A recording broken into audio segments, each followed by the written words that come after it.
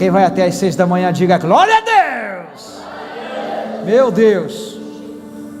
Sentiu aí, Juan? Vai ser forte, Brasil. Vai começar daqui a pouco, irmãos. Falta 5 minutos para começar a vigília, porque o culto termina à meia-noite. E eu estou feliz. E a gente vai ser ministrado agora por um dos amigos poucos que Deus me deu nessa cidade. E como eu sou um cara muito enjoado, eu só ando com gente enjoada. Pastor Wilson Rocha. Vem cá, meu amigo, chega aqui.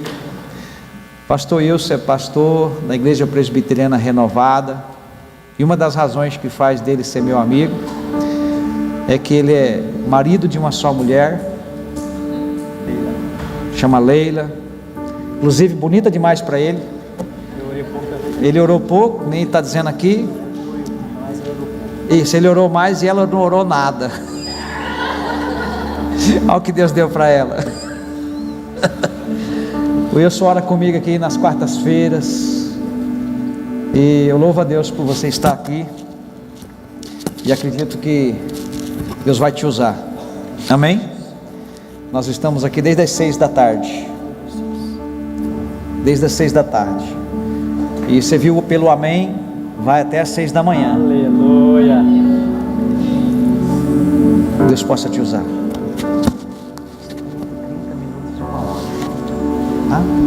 Pode fazer. Graças a Deus. Boa noite, povo de Deus. A paz do Senhor Jesus. Bom demais da conta, ué. Estar com vocês nessa noite.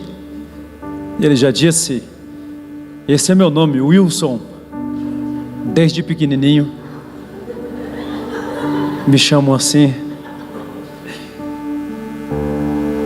E eu louvo a Deus pela oportunidade de estar com vocês. Quando o mestre Jeder me falou na quarta-feira, salvo engano, foi na quinta, você pode pregar lá na igreja meia-noite. Falei, como é que é, santo varão? Meia-noite. Falei, eu é que posso, uai. Eu é que posso. E quando ele disse que era meia-noite, eu me lembrei, queridos, quem sabe vocês estão sendo ministrados desde as 6 horas, de repente eu vou fazer aqui alusão, alguma passagem, alguma palavra que já tenha sido dita,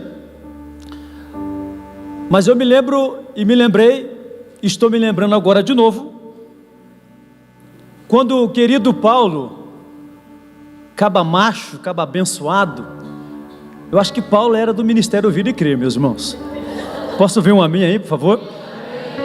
O apóstolo Paulo estava preso com o seu querido Silas, companheiro de viagens, preso porque estava pregando o evangelho, preso porque estava orando como vocês estão aqui, preso porque acreditava que o evangelho é poder de Deus para a transformação de todo aquele que crê. Foram presos e foram apanharam, chicoteados. E quando o mestre Jeder me falou da meia-noite, me veio à mente os nossos irmãos Paulo e Silas, porque exatamente à meia-noite, segura aí, santo, à meia-noite, a Bíblia diz que eles já estavam cantando desde as 6 da tarde, eu acredito, desde as 6, estavam cantando, adorando, bendizendo ao Rei, ao Eterno, ao Todo-Poderoso, e por volta da meia-noite, Jeová começa a fazer uma graça, Deus começa a manifestar-se, não que Ele não estava manifestando antes, mas Ele desce. Eu sempre digo, queridos, que a glória de Deus enche toda a terra, isso é bíblico, Isaías capítulo 6, mas a manifestação do poder dEle acontece, e Ele vem em momentos específicos, a manifestação do poder, da glória, de forma especial. E crendo nisso, então, que eu aceitei, porque como disse o mestre Jeder, o pastor de vocês, a vigília começa agora, porque, completando o texto, que eu vou ler, não vou ler esse texto, vou ler outro, mas por volta da meia-noite, diz a Bíblia, que houve um terremoto lá no presídio, o anjo do Senhor desceu, acho que foi o próprio Jesus ali na pessoa do anjo, né? Desceu ali no presídio, um negócio foi feio. E eu gosto de dizer, queridos, e eu vou dizer para vocês, que quando Deus chega, Deus gosta de mostrar que Ele está chegando. Não tem uma passagem na Bíblia em que Deus se manifestou de uma forma assim, michuruca. Deixa eu usar uns termos aqui, de eu cuidar, né, que eu não estou na minha igreja, eu sou um presbiteriano, mas ele não está, Deus ele não chega tímido, Deus ele não chega, não, quando Ele chega, todo mundo sabe que Ele chega, porque Ele chega fazendo barulho, Ele mostra que Ele está chegando. Portanto, meu irmão, quando Ele chegar na sua vida, as pessoas vão testemunhar, Deus fez um milagre, porque eu vi Deus chegando lá. Deus desce no presídio e vocês sabem que Deus quebra tudo, meu irmão. O presídio se abre, as algemas, e é bom lembrar que Paulo e Silas estavam presos, e estavam algemados, eles estavam presos de mãos e pés no tronco. As algemas, as amarraduras, enfim, se soltam, as prisões se abrem, todos os presos estão livres. Paulo e Silas estão livres, o carcereiro então ele se vê numa situação bastante apertada, porque ele responderia pela sua própria vida, ele tenta se matar. Paulo dá aquele grito, vocês conhecem o texto, e ele fala: não se mate, não faça nenhum mal contra a sua vida, porque todos estamos aqui. E naquela noite, sabe o que aconteceu, fofuras? Naquela noite, não só Paulo e Silas foram libertos, mas eu acredito que todos aqueles presos e o carcereiro e sua família foram salvos. Nós acabamos de agradecer porque oramos já pela salvação da família. Acabamos de agradecer, Senhor, obrigado pela salvação da minha família. Eu quero dizer para você, querido, que Deus vai fazer muito mais do que você orou nessa noite. Porque Deus é assim, quando Ele faz mesmo. E Ele vai fazer. E eu gostaria de compartilhar com vocês uma palavra que vocês conhecem, porque eu sei que vocês têm um pastor que ministra com propriedade para vocês. Eu gostaria de ministrar uma palavra que fala sobre esperança. Em um mundo em que a desesperança, primeiro eu vou falar sobre a desesperança, em que as pessoas não acreditam muito em nada, porque, muito obrigado, eu estou vendo assim um tijolo de ouro na sua coroa, assim, é porque está do lado da orelha esquerda, tijolo de ouro, amém? Meus irmãos, a Bíblia diz que aquele que serve um copo de água tem o galardão, né? Vou colocar logo um tijolo na coroa dele de ouro, amém? Glória a Deus. Eu gostaria de convidar vocês, antes porém, queridos, eu me chamo Wilson, sou pastor da Igreja Presbiteriana Renovada daqui de Dourados, sou amigo do mestre Jeder, sempre estamos juntos, somos dois homens que não temos segredos, sempre que temos oportunidade conversamos um com o outro, oramos um com o outro, um pelo outro, já viajamos juntos para participar de eventos, já viajamos juntos, né, pastora Silmara, para tomar banho, para brincar, para comer. Estou falando de bonito, se vocês não forem de bonito, tem que ir lá, viu? Já viajamos juntos, então nossas viagens são assim, é bênção estar com eles. Já estive na casa deles algumas vezes, e eu louvo a Deus pela vida deles. Sou casado para sempre com a Leila Vieira dos Santos Rocha. Pensa na mulher bonita, gente. Pensou? Multiplica então. É a minha mulher. Sou pai do Gustavo Santos Rocha e da Rebeca Rocha, os nossos dois filhos, os meus filhos, gente. Mas os meus filhos são bonitos demais da conta. É lógico que puxaram para o papai do céu. Papai do céu, o louvor é dele. Os meus filhos estão, o Gustavo ele toca na igreja, ministra na igreja, minha esposa também é tecladista, é ministrante, e eu, pela misericórdia de Deus, falamos um pouquinho aí da palavra, por causa da misericórdia de Deus. Você pode ficar de pé? De repente estava sentado até agora. Estou vendo o Luizão ali, faz dias que eu não vi o Luizão. Eu queria chamar esse menino de Luizinho, mas fica meio feio, né? Olha o tamanho dele, né? Pastor Jéder, Deus abençoe a sua vida, Deus abençoe os seus discípulos, sua família, Deus continue te prosperando, você já é um homem próspero, Deus continue te honrando neste lugar. Amém, querido? Aleluia, graças a Deus.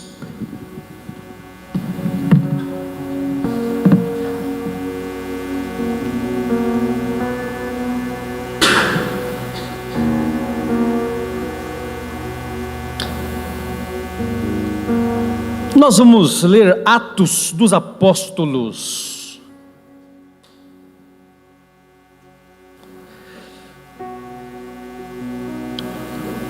E eu fiquei muito feliz porque o mestre Jéder disse: pastor Wilson, você tem até 6 da manhã só, hein? Falei, tô dentro, tô junto, velho.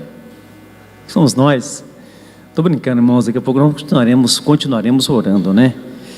Atos dos Apóstolos, eu costumo dizer que não são atos dos apóstolos, mas são atos do Espírito Santo na vida dos apóstolos. Capítulo 27, por gentileza, capítulo de número 27. Vocês estão à vontade, amém? Então somos nós. Atos dos Apóstolos, capítulo de número 27. 27. Abram as suas Bíblias, liguem as suas Bíblias, por favor. Quem achou, diga: eu amo a Jesus. E quem não achou, diga: eu também amo. Também, todo mundo ama Jesus. É bom estar no lugar onde todos amam Jesus.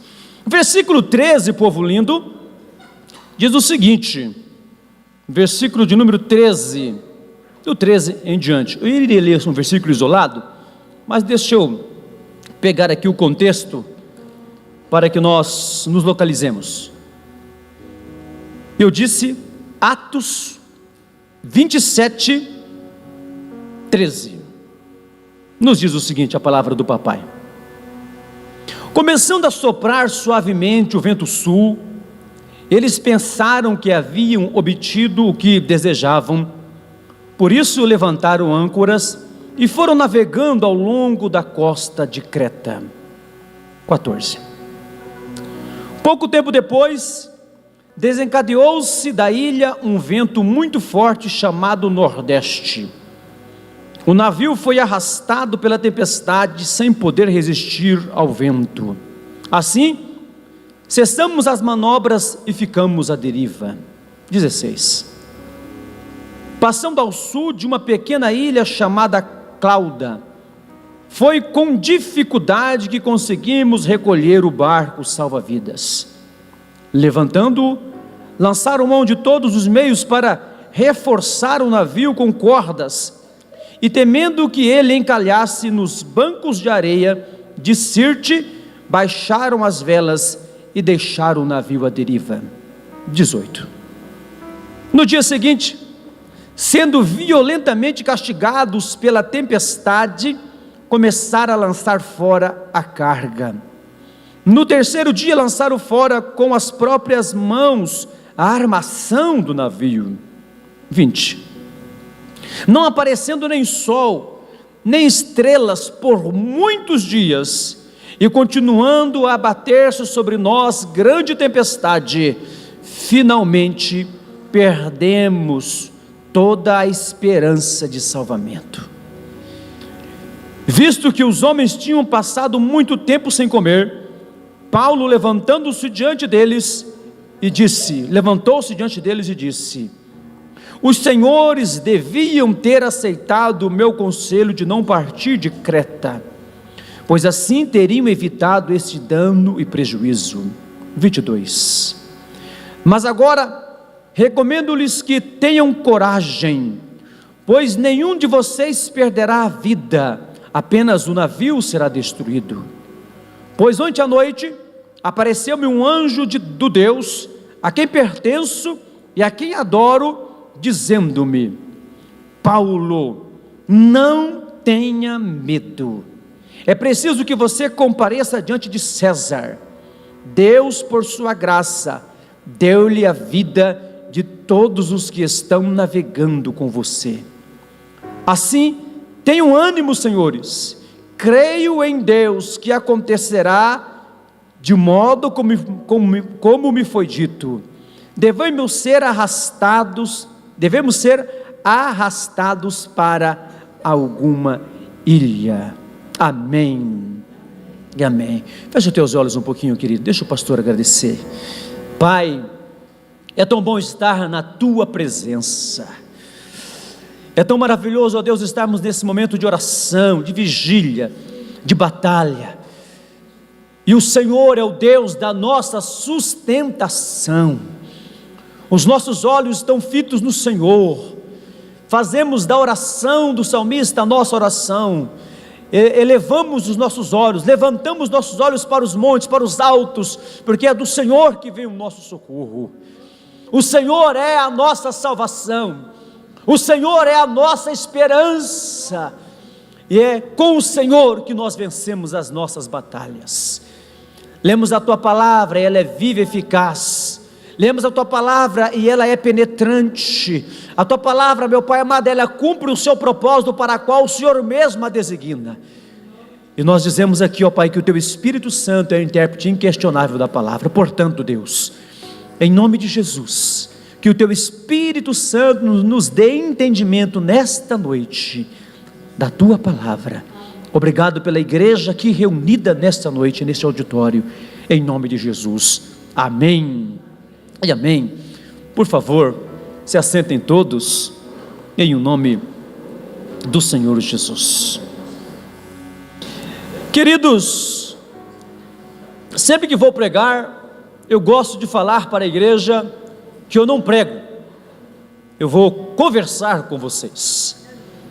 Lá na igreja, aos domingos, às terças, nossos cultos acontecem nesses dias: domingo, 8 da manhã, domingo, 19 horas, e às terças, 19h30. Eu costumo dizer: hoje nós vamos conversar sobre este assunto.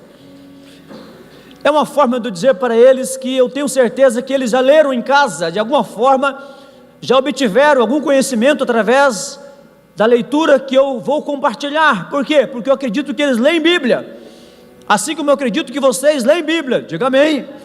Aleluia. Nós devemos ler a Bíblia, pelo menos os evangelhos. Eu acredito que todo cristão que é crente há 6 meses, um ano, ele tem que ter lido os 4 evangelhos, porque os evangelhos falam da biografia de Jesus, o Cristo que nós servimos, por isso somos evangélicos. Então nesta noite nós vamos conversar sobre um assunto que talvez nos diz respeito, ou não, porque eu quero falar do que fazer quando não houver mais esperança. Pastor Wilson, o nosso pastor disse que você é amigo dele, meu filho. Você vem aqui falar o que fazer quando não houver esperança? Nós estamos orando aqui por esperança, amém. E é certo que o Deus da consolação vai vir, já veio, continuará vindo ao seu encontro, porque Deus não falha, amém? Deus não falha.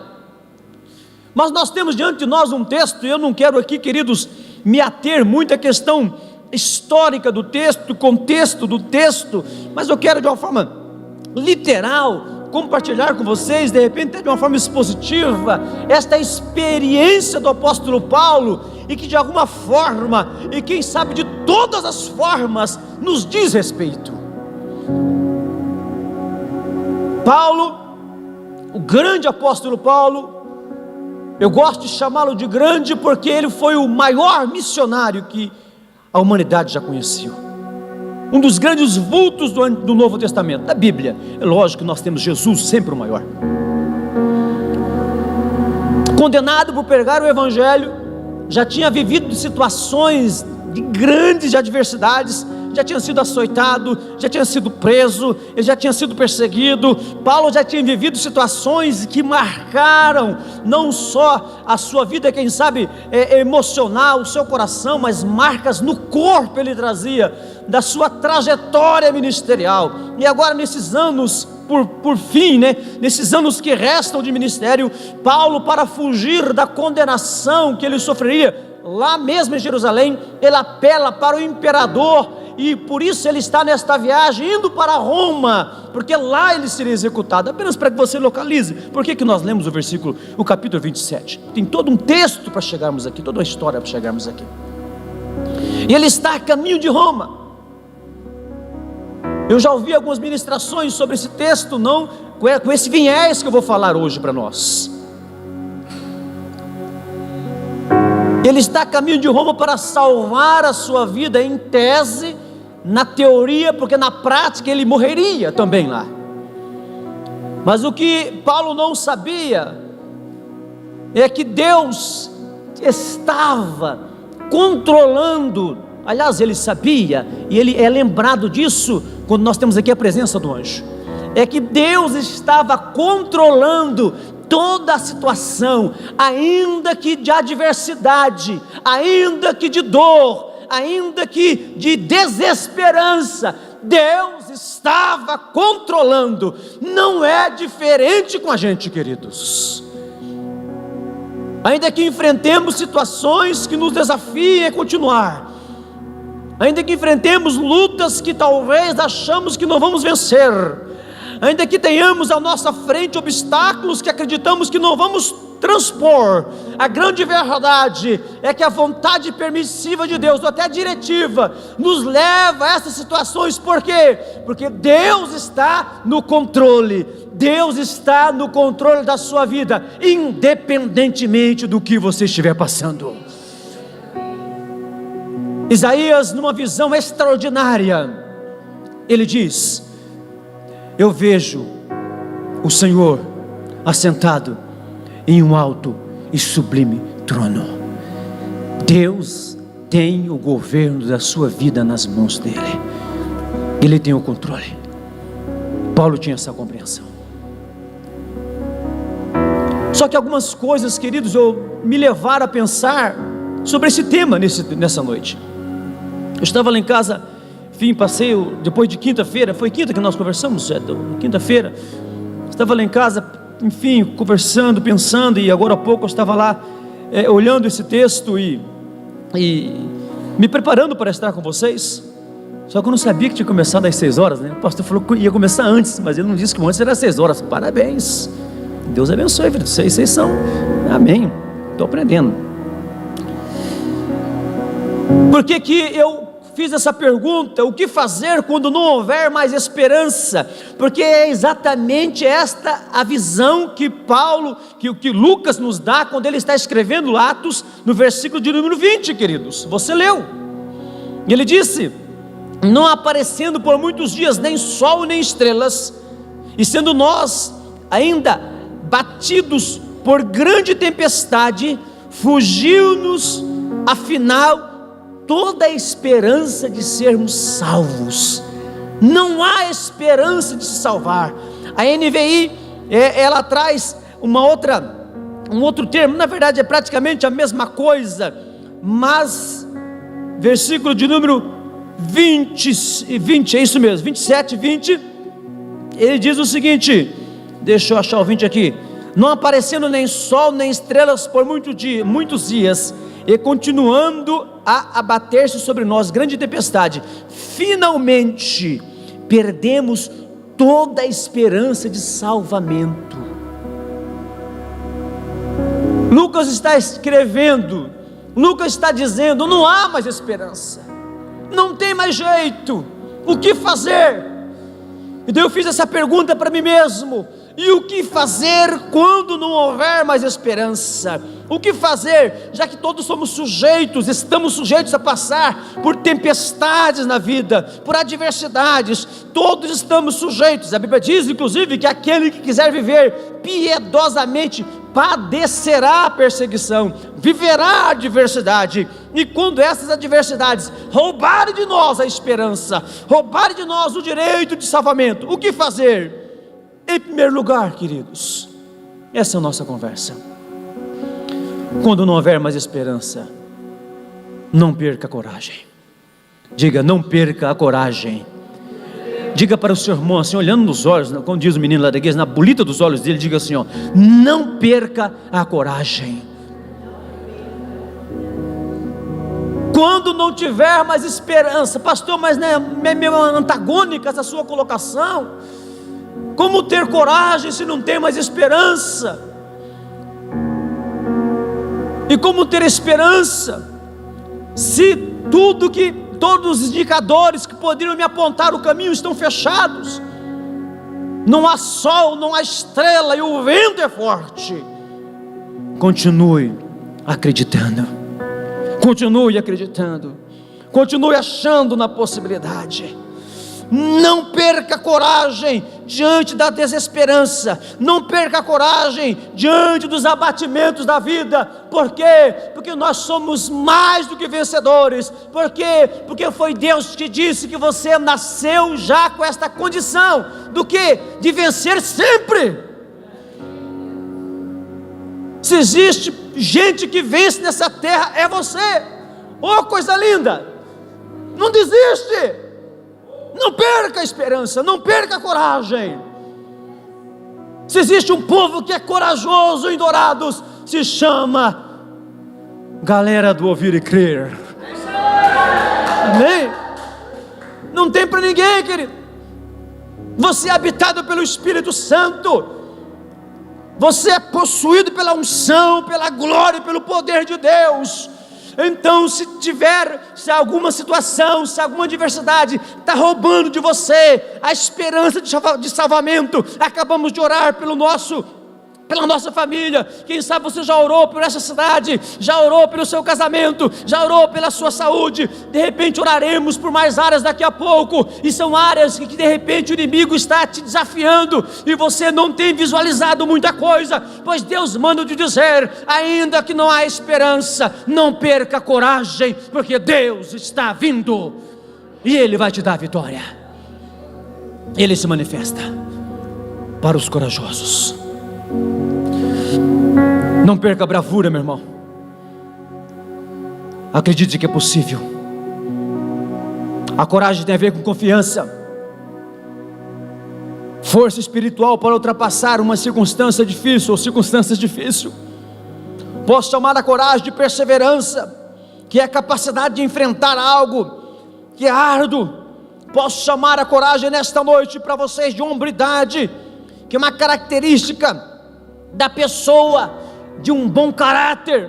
Ela sabe que a vida dela está alinhada à palavra de Deus, ela não vive na contramão da Bíblia, ela está na mesma linha, ela tem o mesmo ponto, não está no contraponto do que Deus disse. Então, ele sabe que mantendo a coragem, ancorado na palavra, com os olhos em Jesus, ele vai vencer.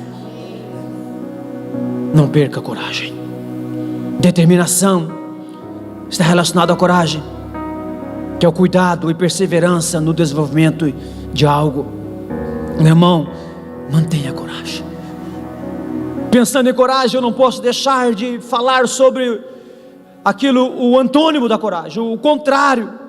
O contrário da coragem, meu irmão, você sabe, é covardia, acovardamento, desânimo, fraqueza, horror, pavor, dentre outras coisas.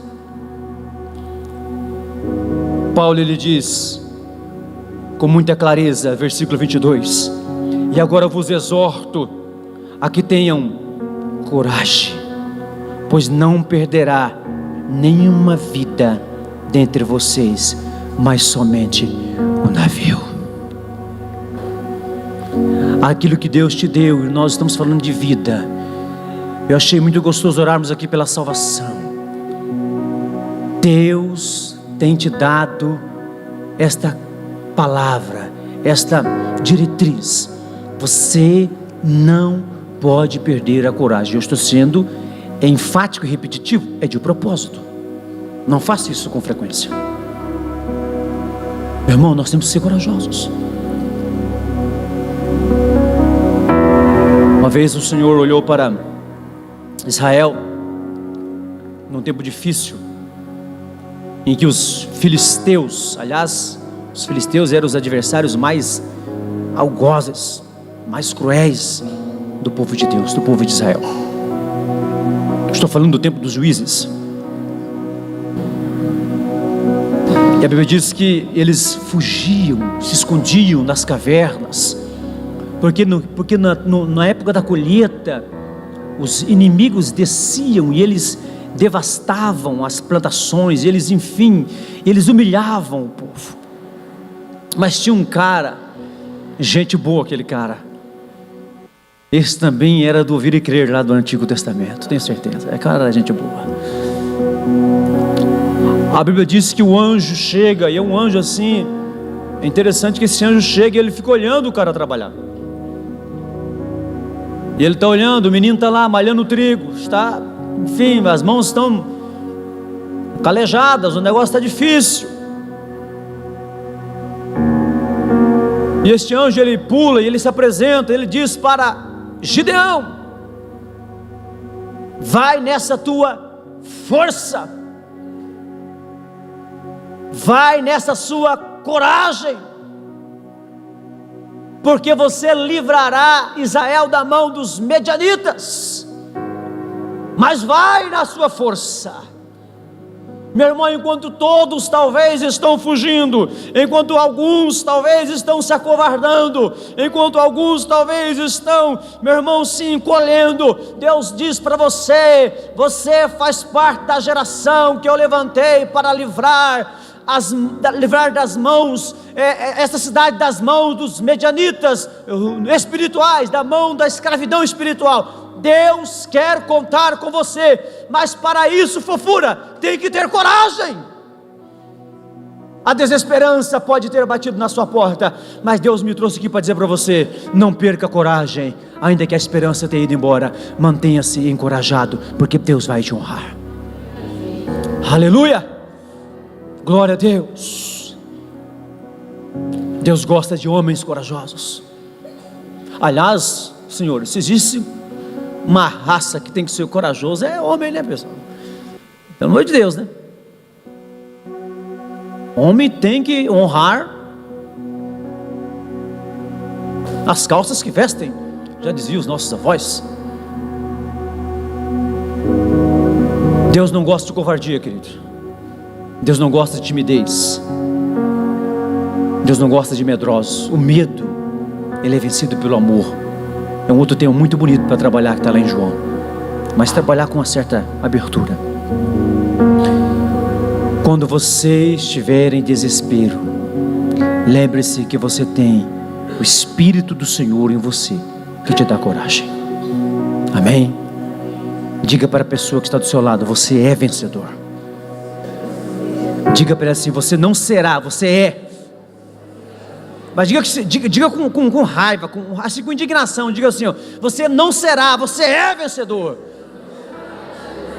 Aleluia.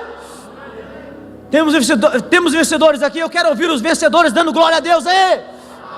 Aleluia. Somos vencedores, somos mais do que vencedores. A desesperança pode bater a sua porta em diferentes aspectos, em diferentes áreas. Você pode não ter esperança, mas se você mantém-se corajoso, é certo que Deus vai honrar a sua coragem, porque você não está em você mesmo, está em Deus. Vamos lá, pessoal. Segundo lugar,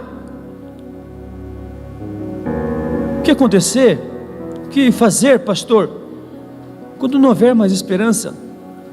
Segundo lugar, firme-se na palavra do Senhor. Diga comigo assim: ó, firme-se na palavra do Senhor. Fechou. Fica firme, querido. O que é que Deus disse? Qual foi a palavra de Deus para você no meio da tempestade? Ou vocês acham que Deus não fala na tempestade? Salmo 29 é o meu preferido. Ouve-se a voz do Senhor acima das muitas águas. O Deus dos céus troveja acima do barulho das muitas águas.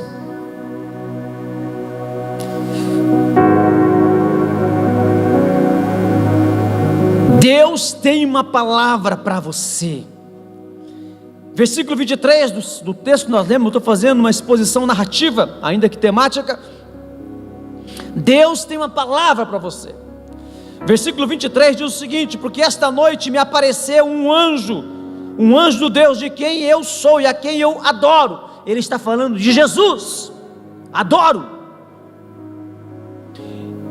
dizendo: não temas, Paulo, importa que compareças perante César, e eis que Deus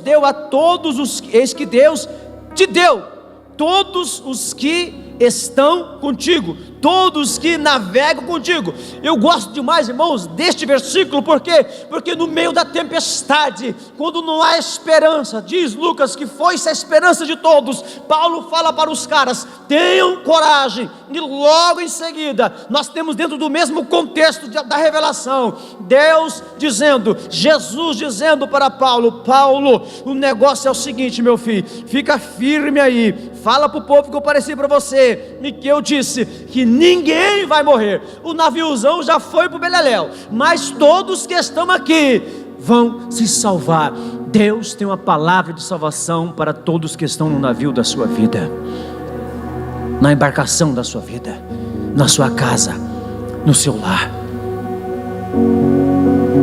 Eles serão salvos. Posso ouvir um amém? Esta semana eu mandei um áudio, um WhatsApp, né? A gente fala áudio, uma mensagem para minha irmã Cleonice. Mestre Gede a conhece, já estivemos em Curitiba juntos. E eu sempre digo para eles, para elas, minhas irmãs não são crentes, e ela mandou um retorno para mim, e eu fiquei muito feliz, pastorzão. A filha, a Cleonice, e ela dizendo